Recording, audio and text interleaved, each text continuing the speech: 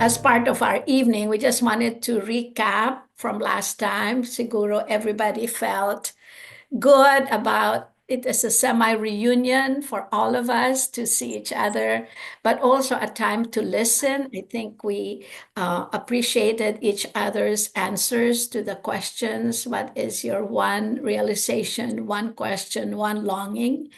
And then also we looked at two scripture from Psalms and Isaiah, making us remember the mutuality of commitment. Committed tayo sa Panginoon, but God Himself is committed to us. So, sabi ko, yun ang ating anchor in our old age. And then we went into our small group and prayed for one another.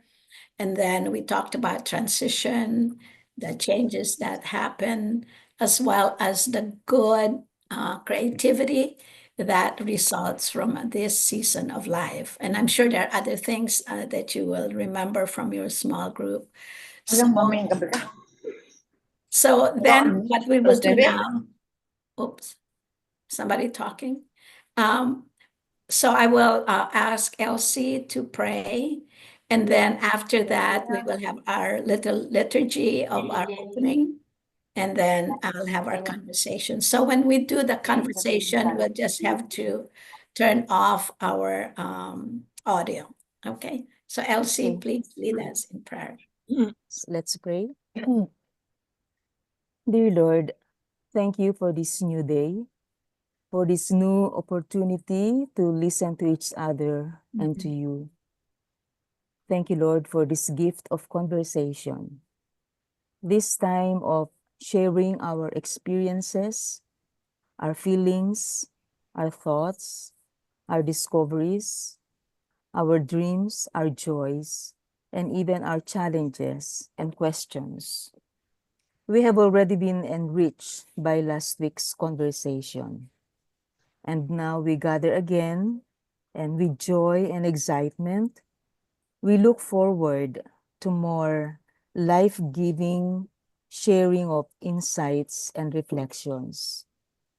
Thank you for the book of Alice Freiling, which has helped us navigate our journey of aging. Thank you for Ate Lisa for facilitating this conversation. Thank you for Lina, Carmena, and Flor, who with Ate Lisa initiated and facilitates this conversation. Thank you for each one in this group. And now we commit this time to you again. Thank you for being our Lord, our teacher, our friend, and our companion in this journey of aging. Indeed, we are not alone. Yes. Amen. So as we did last time, do we have a slide? Do we remember what to say? Can you see my candle? Yes. Yeah. So I will say, we are here in the name of the Father and of the Son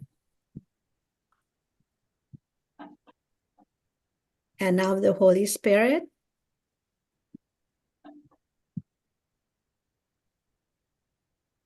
We are here in the name of the Father, of the Son, and the Holy Spirit. We are not alone. We are not alone. Okay, thank you.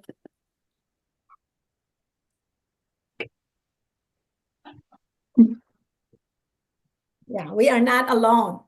Thank you. We can take the slide out now. Thank you. Yeah,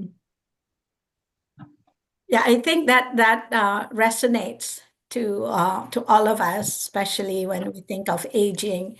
It is really the important truth is that we are not alone. So in this part of the conversation, each one will have a chance to share about a highlight of the week or anything was a takeaway from March 2nd. And then the next part, either one, is any insight from your reading. What stood out for to you after reading Alice Freiling's book? And I know there's so much to share, but Carmena will be the timekeeper. She said she will put up the little You have to put it in front of the camera. There you go. To tell you that your time is up. And then you choose the next person to speak. Okay? So what was the highlight? And what was an insight from Alice? Start with Nida. Okay. Nawala.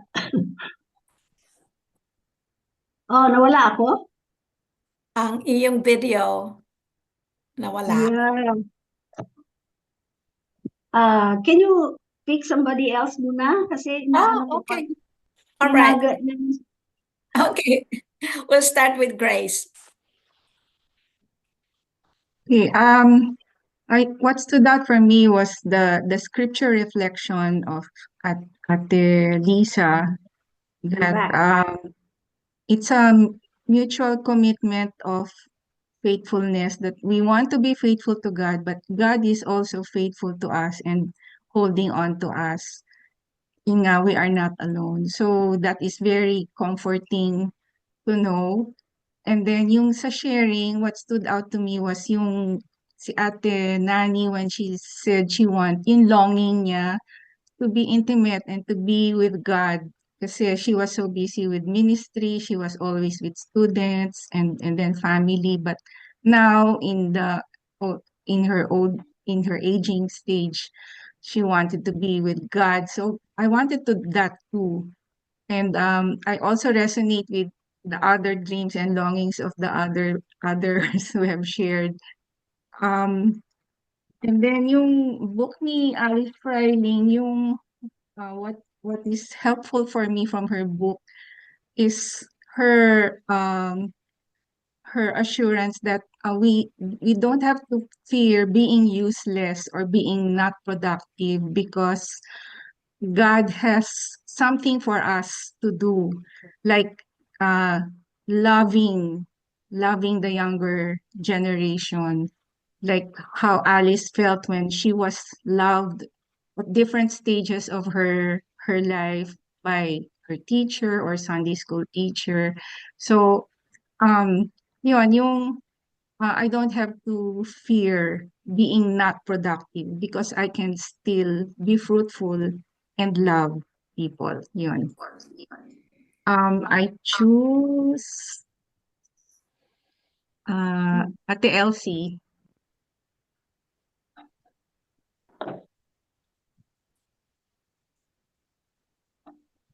Okay, nag-unmute muna ako. Thank you, Grace. Sa conversation natin last week, na-observe ko na though most of us, if not all, all of us have physical limitations, most of us are generally happy. And we are still on fire in terms of serving the Lord and others. And may mga dreams, grand dreams pa nga yung iba sa atin. Katulad ni Grace, na-appreciate ko at nag-stand out din sa conversation natin, yung reflection ni Ate Lisa, that God calls us even in our old age, and that we are not alone. We are in good company of friends, and of course, we have our God who has committed himself to us, that he is carrying us in our old age. Nothing to fear. Napansin ko rin yung common desire natin to prepare to die well, to live well as to die well. Ano ang na-appreciate ko sa book ni Alice? Marami pero pipili ako ng dalawa. Yung insights niya on the false self and the true self. And the use of the gifts that God has given us. For me, it is helpful to ask myself, do I grasp or artificially create opportunities to use my gifts now in my age now, primarily for my own satisfaction? Para ba i-feed ko lang yung aking ego? Or am I truly using these gifts that God has given me in my old age because this is what God wants me to do at this stage in my life. So it takes a lot of reflection and self-examination. Yung pangalawa, yung idea of the discipline of irresponsibility. At my age, kasi parang ganun yata ang personality ko, parang gusto ko maging responsible sa lahat. At my age, I don't need to be responsible for everything and for everyone. It is okay to be irresponsible if my present condition calls for it. Yung, Okay. okay. Thank you.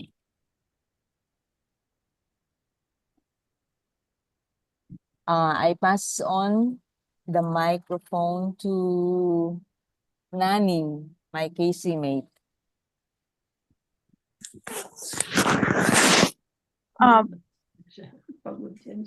Maybe all of the things that I heard last week are marami. May mga threads na medyo pareho.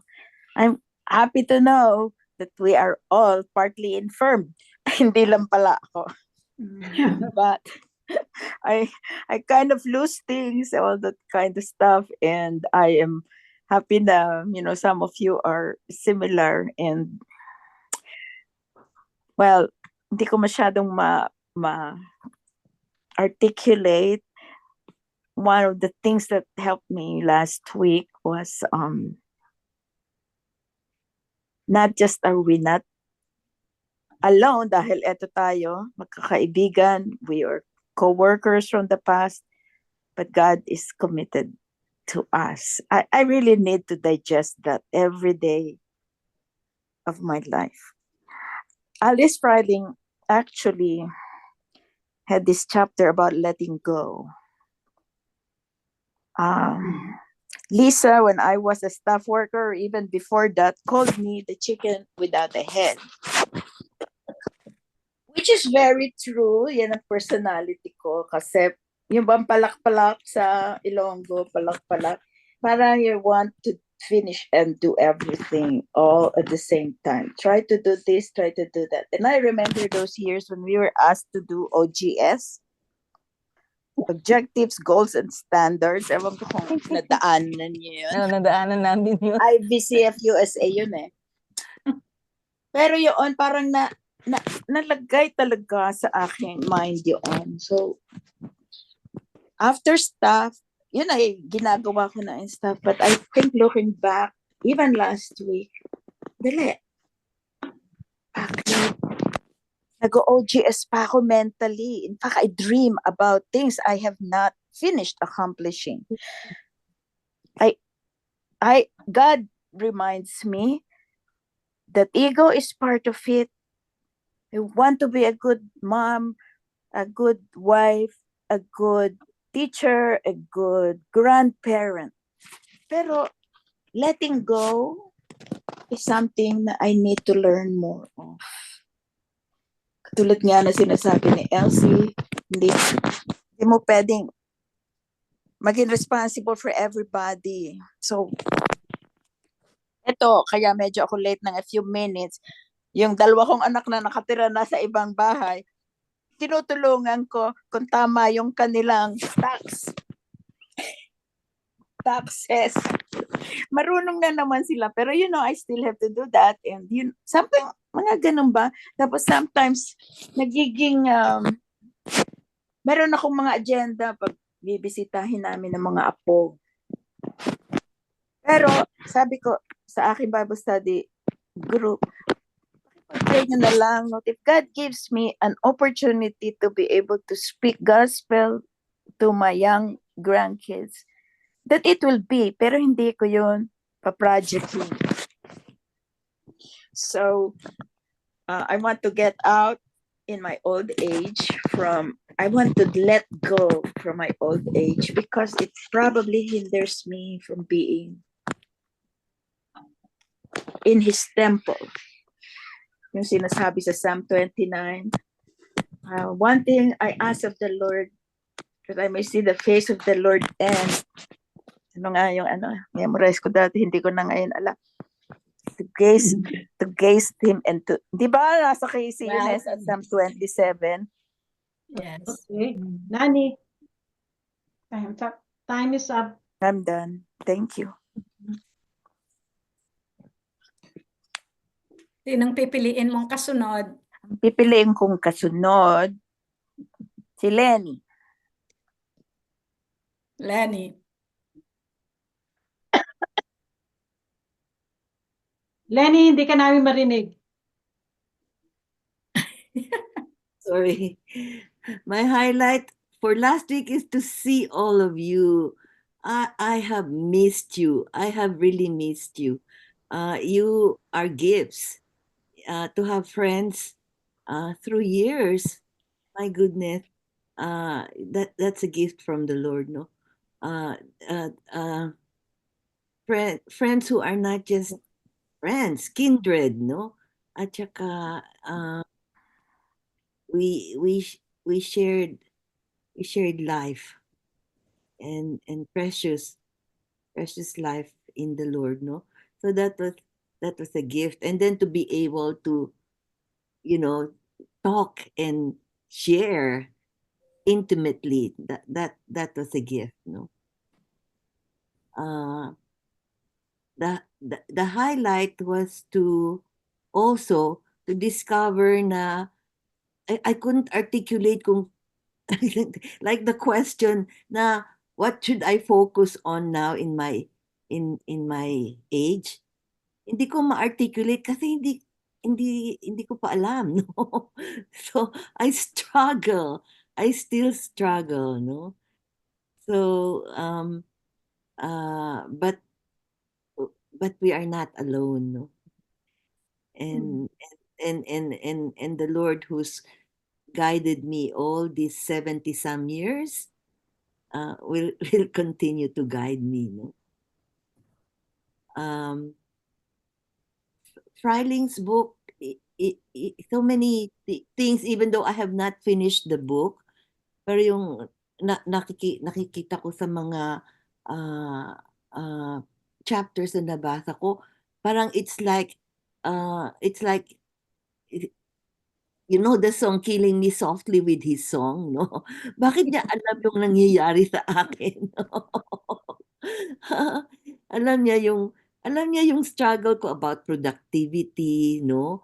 And that, but truly ngayon I long to be fruitful. I long to care and to be a sanctuary to people that God brings to my life, no? And then also how the Holy Spirit continues to open things, and it's like being born again and again and again and again, and it's going on through eternity, no? And that means there's never a dull moment, no? There's always discovery of my Lord and who I am, and of the gifts of friends and kindred that He's given me, no? That's a gift, precious gift, no?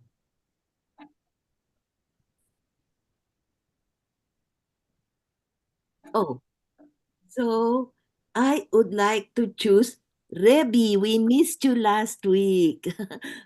We're happy to see you today.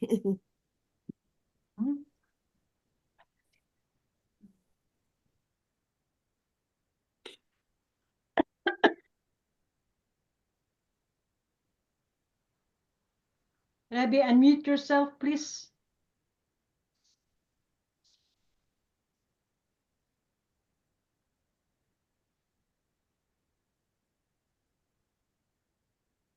Unmute, please.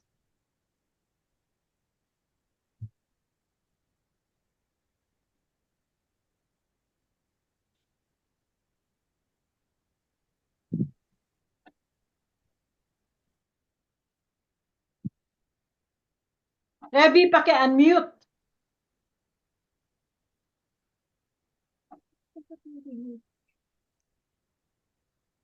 Parang unsteady ang kanyang wifi. Okay. Mahina internet. Yan, okay. Sorry. Okay. Yan. Tsaka hindi ako techie, wala akong kasama ditong marunong umasisti sa akin. Ayan, okay na. Okay, we can hear you. One minute, Rebby.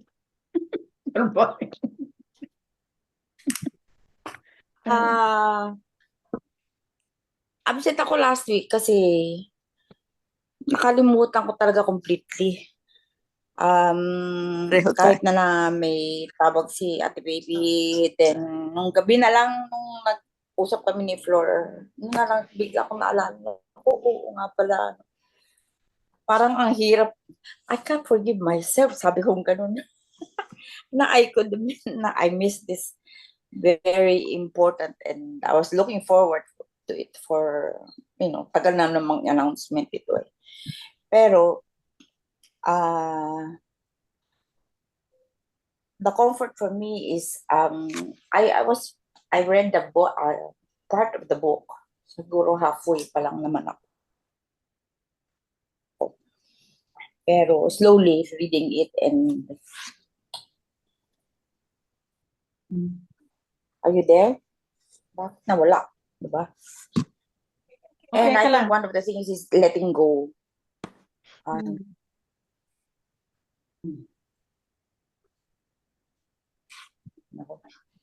One thing is letting go and yung may pagkaano ko eh. May pagka-ok-ok ako eh.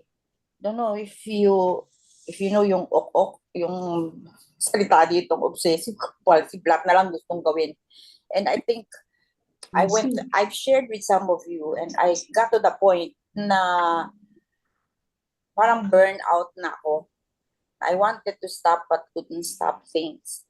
So many things to do. Siguro parang si Nani na lahat na lang inasikaso. But this is one thing I need to work on na huwag pakialaman lahat.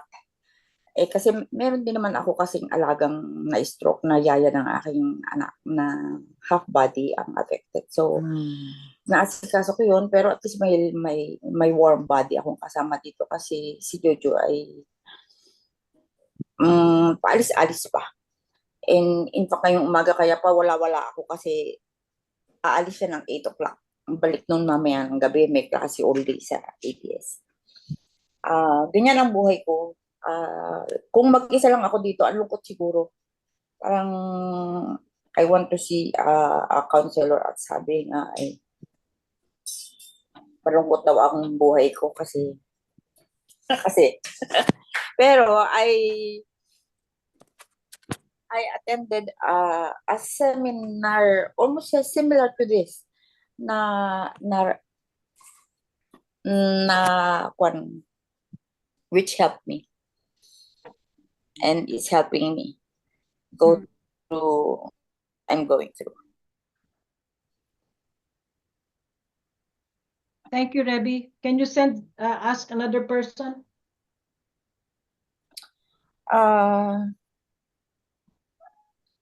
Si Nati.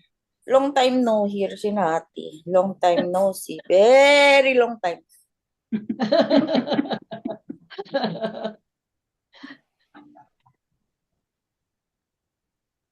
Unmute, Nats. Okay. Last week, gaya na sabi ni Lenny, it's good to see everybody still following the Lord. At iba kasi iba yung friendship natin kaysa sa mga friends ko dito. Iba yung pinagsamahan natin nung past. So anyway, I was really happy to see everybody. Although I'm in touch with a few. Tapos that we are experiencing the same things. So sa book ni Alice Freiling, what stood out to me was yung section niya on having sap, continuing to have sap in our trees. So kahit na infirm na ang bodies natin, meron pa rin tayong sap, hindi natutuyo. And it reminds me of someone as well. And the way I don't really see the distinction between being productive and fruitful. Parang isa sa akin yun, may overlapping. I know I'm so outcome oriented as well. Kasi yun ang measure ng university, meron kang outcome, meron kang grants, meron kang projects, meron kang programs. But anyway, it's also being fruitful. Kaya hindi ko na dinidistinguish yun. Kaya pwede pa rin na maging fruitful or productive in our old age. Iba nga lang. Ibang quality, ibang type. And I'm grateful the Lord is giving me opportunities to see that I still have sap. Hindi ako natutuyuan. Pero ngayong gabi, pagod na pagod ako kasi nga yung katatapos ng aming church potluck. Masakit pa naman yung tuhod ko, kaya ang hirap maglakad. Anyway, at saka yung sap and the best wine is reserved for the last. So, hindi lang sa hindi nawawala ng sap, kundi mas maiging quality ng wine. So, yun ang ina-aspire ko rin na in spite of diminish or different kind of quality and quantity of outcome that that the Lord allows me to produce, it's still the best. Hindi yung ano tawag doon sa Ilocano, buridak. Yung nandun na sa ilalim, wala nang Latak. walang lasa o mapait o mapakla kasi nandoon na yung ano. Kundi masarap pa rin, matamis pa rin. You know, it's still the best. Yes. So that is so encouraging. Yeah. Okay. Tida. Tapos na. Yeah. May request lang ako ha. Huwag niyo Akala na ko akong hindi pa i-request tapos. mag-mute, unmute. Okay. Kasi Okay. yung daliri ko kung saan napupunta. So, laging naka-unmute na lang ako. Okay ba? Good. Okay. Okay. Sige. Okay. Ang aking highlight ay yung kagaya ni Lenny at ni Nati ay sa wakas nakita ko ulit kayo, no? Kahit na ulo lang. Pero malaking bagay yung nakikita ko. And then kina Nati, kasi ito si Nati ay co-camper ko sa ISCF eh. First ISCF camp ko sa Baguio. At parang siya yung nanay ko doon, no? Kasi gano'n naman talaga si Nati. Tsaka siya rin yung mentor ko sa NCF together with Josie. Kaya masaya rin ako na gano'n. And then two things na na-impress sa akin talaga doon sa ating conversation ay una, marami na nag-mention, yung ating liturgy na we are in the presence of God the Father, God the Son, God the Holy Spirit. And sasagot tayo nung we are not alone. Yung bang, wow, hindi lang pala ako nag-iisa talaga, no, sa ganitong situation ngayon.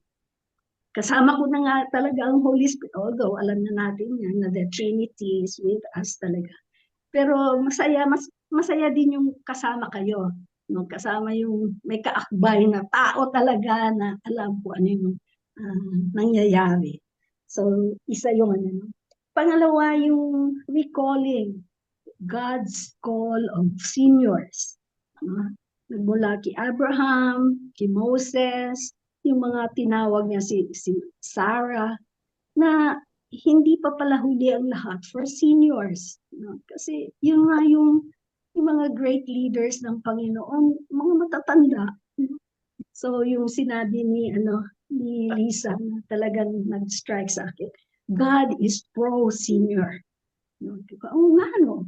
Kaya kahit sa senior 8 years natin ko, ay kakampi ko pa rin ang Panginoon. At saka, pwede pa niya akong tawagin to do something great for Him. No? Hindi ko nga lang alam kung ano yun.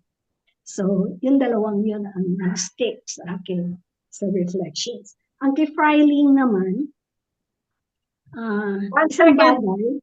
Oh, time's up. Sorry. Okay, na-miss nyo na kung ano yung nakita ko kay Freiling. Okay. Gusto. Sige, next time. Sino pa? Ay, Carmena, ikaw wala ka pa? Oh, wala pa ako. Ikaw. Okay, katulad last week, siguro 1 oras ako magsasalita. Akong Anyway, when I was reviewing Lisa's slides from last week, nire-review ko so that what we're going to use for this week. Tapos, that was like Monday morning. Tapos nakalagay doon transition. Sabi ko, ano kaya magiging transition ko? Parang I didn't feel anything. Parang it's the same.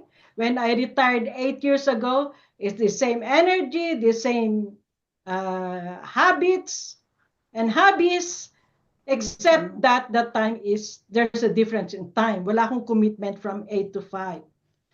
Unfortunately, nung Monday, nagkaroon ako ng actual transition.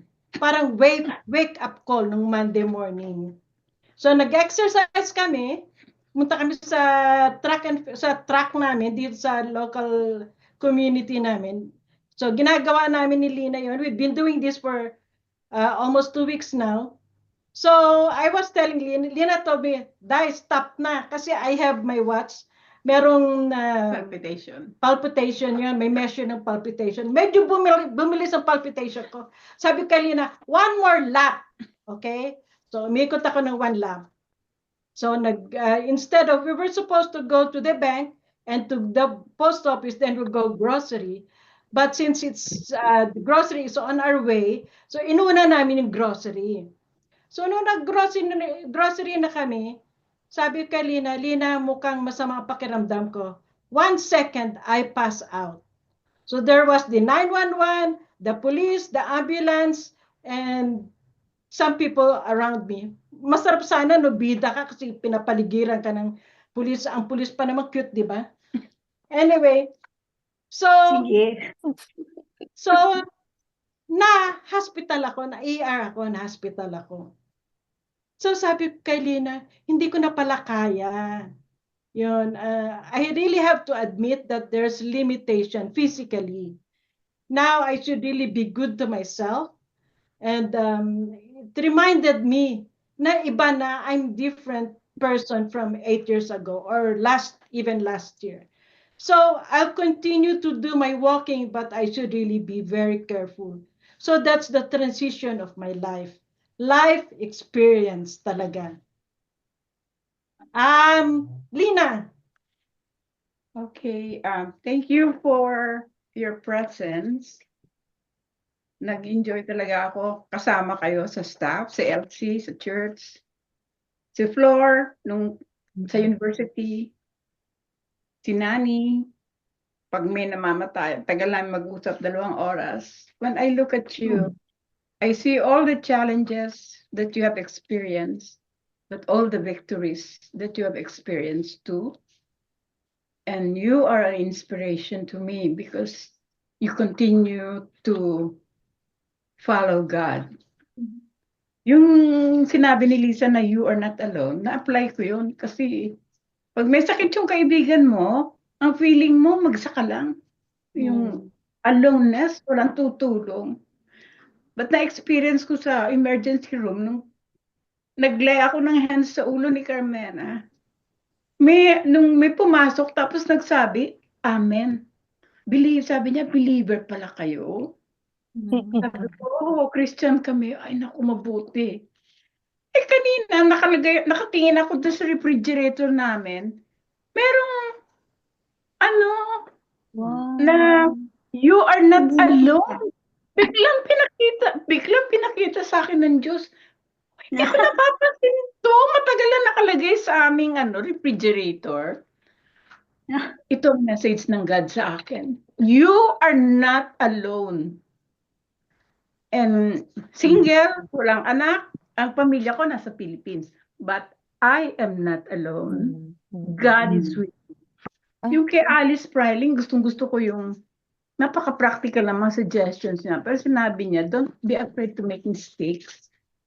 Yung grace ng Panginoon, nandyan. Yung picture ng Japanese kintsugi, yung na-broken yung isang pot, tapos ni-reshape niya na mas maganda pa.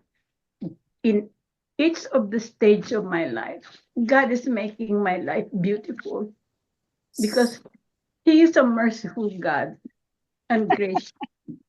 Tapos na. Si Flor. Ay, ako. Sige.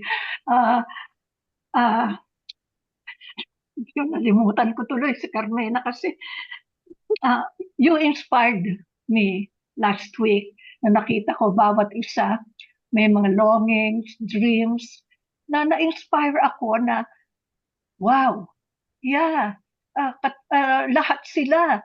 Kita mo naman yan. You are in a community of dreamers and achievers, not in themselves, but by God's grace.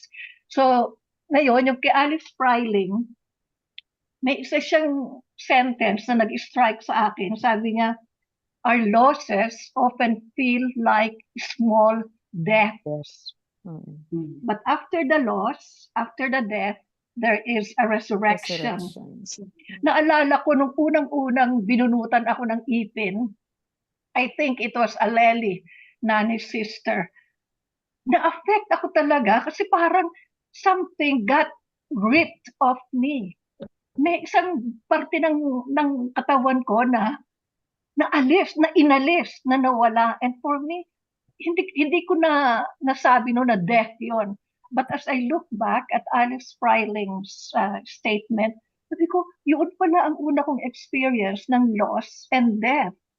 And as I continued to reflect on it, yung palang mga losses ko nung nakaraan, halimbawa yung nag-retire ako from mentoring and teaching at the seminary, or yung meaningless feeling ko last year, yung pala ang mga losses, pero hindi ko nag-grieve properly yung mga nakaraan. Kaya ngayon, naano ko na, well, it is good to embrace the losses and to embrace and to grieve the losses. Sabi nga ni Lisa last time. Because I did not know that I died. I was also dying every time I lost something. Ngayon, nung sinabi ng Lord sa akin na my purpose for you now at this season of aging is to age fruitfully. That will be your direction. That will be your purpose. At makita ko noon, dalawa yon, katulad nga ng sinabi din ni Nati, na they are the same, fruitful and productive. Fruitful in the sense that you reflect God's character, at na-associate ko yung Galatians 5, and productive in the sense that you do God's work. At nakakatuwa nito, I shared what we are doing here to a friend in England. Tapos sabi niya, Flor, let's do it too. Sabi ko, okay. And we invited another friend. So next April, the three of us will meet, not like this, but just, you know what, to study Alice Freiling's book. Yun ang choice nila. Kaya, ayan, fruitful, productive, and I don't know what else the Lord has. Thank you. Sino na lang? Si Lisa? Si Melba. Si Melba. Si Melba, sorry.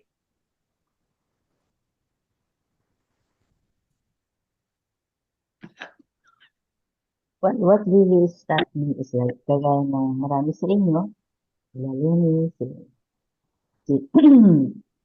sila mga ngati, gano'n, si Nida, yung fact na we are together at this time in our lives.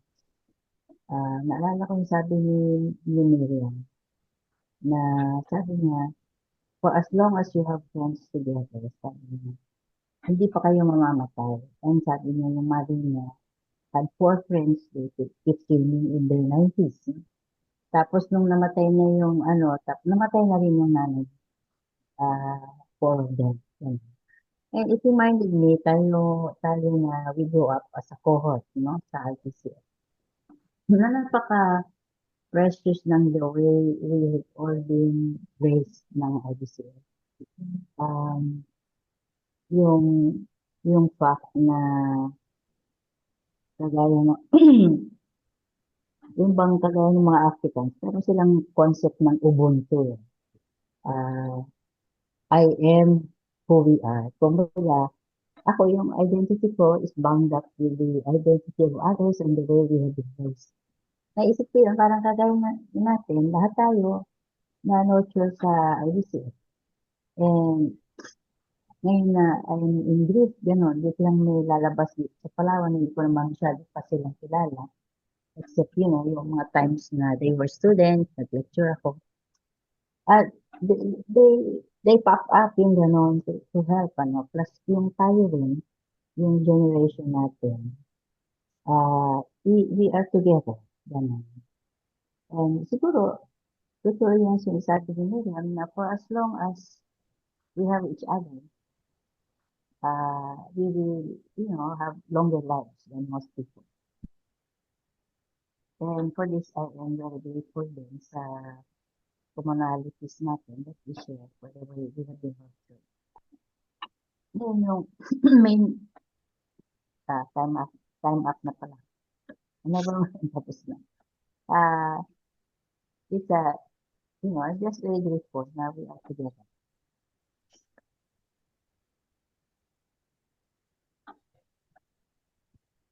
Really.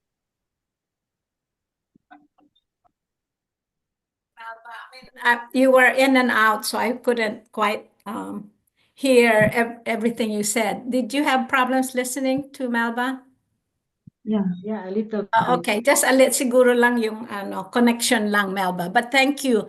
For me, the last week has been filled with letting go because I'm packing to move the last part of packing our old house to the new house. And there are a lot of files. Oh my goodness, a lot of just endless, it seems like. So ang ginawa ko, pag may nakikita kong sulat, I just said, Lord, thank you for this student. I don't know what happened to him now.